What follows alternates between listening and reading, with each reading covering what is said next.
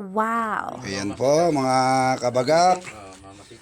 At mag-adobo po kami ng Kulay lang naman pinagkatalan. mag-adobo po kami sa gata ng baka. Oh. Ayan po, nilagay na po namin yung unang piga na gagata. Pangalawa naman, yung unang piga ang kakangkata. Yung una pala. Sure, hindi ko alam yan. Nalagyan ng sili. Oh. At yung aming master, si Boss Erneng.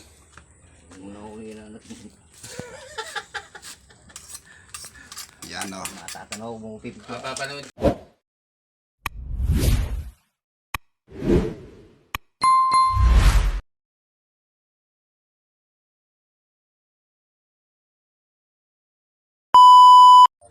So ayun, for today's video nga po pala mga kabagak, at magluluto nga po pala kami ng baka. Ayan, adobo daw po yata ito sa gata. Hindi ko po alam kung ano pong klaseng luto ito. At i-comment nyo na lang po dito sa aking video na to kung ano po yung lutong adobo sa gata ng baka. Ayan mga kabagak. So ito, at ipapakita ko po sa inyo ngayon. So tara, let's go mga kabagak. Ayan po mga kabagak. Mamasita. At mag-adobo po kami ng Kulay lang naman pinagkatalan. mag-adobo po kami sa gata ng baka. Oh. Wow. Ayan po, nilagay na po namin yung unang piga na gagata. Pangalawa naman, yung unang piga ang kakangkata. Yung una pala. Sure, hindi ko alam yan. Nalagyan ng sili. Oh. At yung aming master, si Boss Erneng. Yes! Yan o. Matatanaw mo pipig. Mapapanood ka nung pamangkin mo dyan, boss. Sarap dyan mga kabagak. Oh. Dito ko. Adobo sa gata, yung baka. Ano ba tawag dyan? Kari-kari ba? O adobo sa gata? Adobo sa gata. Siyempre. Oo, pinipig ko lang. Hindi mawala yung aking karoktong ito ka dyan. Oh. Pare, kami kamar dyan pare. Hiyara. Kaya si pare Tolit sa Ramos yan. Yan. Puyat daw ang lolo mo. Kaya pala sabi ng Galing sa event. Yan o. Dito lang po kami nagluluto sa kahoy. At buhay po talaga namin dito sa probinsya. Talaga pong buhay bagak lang. Kaya ano. Kabagak, nakita nyo naman yan. Kaya medyo mausok o. Wow. Yan o. Kumukulo-kulo na ng konti o. Talaga ang buhay namin dito sa probinsya. Nakita nyo naman po, di kahoy lang. Sabi nga nila, mas masarap yung luto sa di kahoy. Medyo malasa-lasa ng konti usok. Sarap niya. Naalala ko nga pala, meron nga pala Sili, oh. sili nga pala. Sili, mga kabagak, oh. Sarap nito. Baka po yan, mga kabagak. Adobo sa gata. Maraming salamat po sa inyo, mga kabagak. Sana po i-follow nyo po ako sa aking reels. Adobo sa gata, lalagyan pa natin yung isang pirasong bayabas. At syempre, i-follow nyo rin po ako sa aking YouTube channel, Boy Bagak, at saka sa aking Facebook page. May panlagay pa po pala kami rin isang bayabas para lumasay bayabas.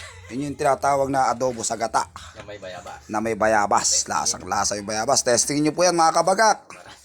At tikman nyo kung ano ang lasa mga kabagak. Napakasarap po niyan. So yun lang. Maraming salamat. Peace out. Yan mga kabagak. Nakita nyo naman po yung aming pinaglulutuan sa Tikahoy lang po. Dahil alam nyo naman po yung aming buhay dito sa probinsya. Talaga pong buhay boy bagak lang. Ayan, nakita nyo naman po yung aming panggatong at ayan po yung aming kalan. Siyempre, sabi nga po nila mga kabagak, masarap daw po yung luto sa dikahoy. Ayan, at medyo yung lumalasa-lasa ng konti yung usok. Siyempre, ito pa yung aming, ano ba pare, yung unang piga ba ito, yung pangalawa? Unang piga. Nilagay na yung pangalawang piga. Ayun, nilagay na po namin yung unang piga. Ere pa po yung pangalawang piga na gata. Ayan o, mga kabagak o. Yan ang unang piga, pangalawang piga yung... Ito yung unang piga. Ito pa pala yung unang piga. Tapos yung pangalawa, yun ang inilagay natin pare. Yan. Ayun, siyempre si Pare Tolits. Nakita nyo naman mga kabagak. Yan po yung karuktong ng aking bituka. Ayan, nakita nyo naman yan. Mga kabagak. Napakasarap po kasi ng luto sa dikahoy at mabilis pa po magpalambot. Buksan mo kasi. Nakita nyo naman yung aming Buksan mo kasi. apoy. So ito, ipapakita ko sa inyo mga kabagak.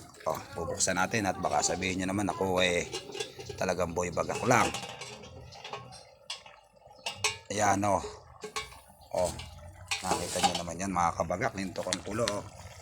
Ayan po yung tinatawag na adobo sa gata. Mga kabagak, baka po yan o. Napakasarap po niyan mga kabagak. So testingin nyo rin po lutuin to at nang matikman nyo po yung lasa. Napakasarap po nito, garantisado. Ayan, natatakpan na ulit natin. At baka yan, oh. Yan naman yan mga kabagak. Nakita nyo naman yung liyab ng apoy namin. So yun lang at maraming salamat sa inyo mga kabagak sa inyong panonood. At comment nyo na po dito sa video kong ito kung ano po yung lasa ng adobo sa gata na baka mga kabagak. So yun lang, peace out.